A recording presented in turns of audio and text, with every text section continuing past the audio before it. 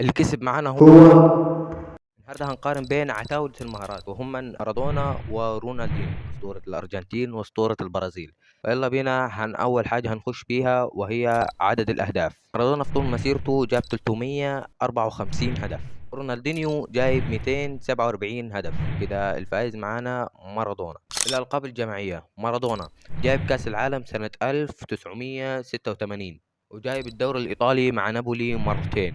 أما رونالدينيو فجاب كأس العالم سنة 2002 ودوري أبطال أوروبا مرة واحدة والدوري الأسباني مرتين. كده اللي هيفوز معانا رونالدينيو في الجولة دي. كده النتيجة 1-1. ودلوقتي هنخش على الجوائز الفردية.